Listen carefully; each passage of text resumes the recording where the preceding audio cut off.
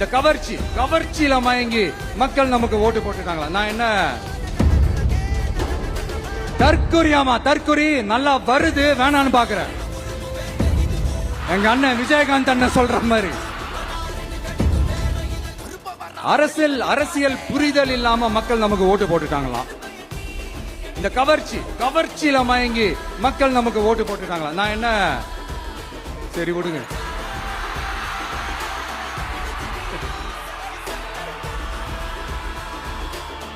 மக்கள் அவங்களுக்கு ஓட்டு போட்டா அந்த மக்கள் நல்லவங்களாம், அதே மக்கள் நமக்கு ஓட்டு போட்டா அந்த மக்கள் கெட்டவங்களா? தற்குறியா? இதே மக்கள் தான் இத்தனை வருஷமா உங்களுக்கு ஓட்டு போட்டுட்டு இருந்தாங்க. உங்களுக்கு மட்டும் என்ன வேற ஏதாவது பிளானட்ல இருந்து குதிச்சு ஓட்டு போட்டு போனாங்களா?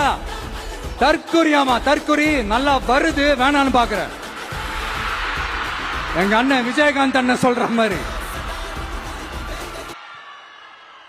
அண்ணா அவர்கள் ஆரம்பிச்ச கட்சிய ஒரு அடிமை கூடாரமா ஆக்குனது யாருங்க சார்? இப்படி எல்லாம் ஆக்கிட்டு உண்மையை சொல்லு உடன்பிறப்பேவா. உங்களோட அந்த உண்மையான உடன்பிறப்புக்கெல்லாம் என்ன சொல்றாங்க தெரியுமா சார்? திமுக இப்படி ஆனதுக்கு காரணம், அந்த காரணத்தை வெளியில எல்லாம் போய் தேடாதீங்க, உங்க குடும்பத்துக்குள்ளேயே கேளுங்கிறாங்க. உங்களுக்காக மாடா உழைச்சி தேஞ்சு போய் கிடக்கிறோம்.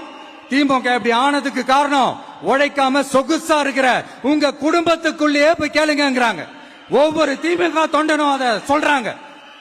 அதை புரிஞ்சுக்காம நம்மளையும் நம்ம மக்களையும் தப்பா பேசிக்கிட்டு நீங்க மக்களை தப்பா பேசுனீங்கன்னா இந்த விஜய் வந்து கேள்வி கேட்பான், சும்மா இருக்க மாட்டான்.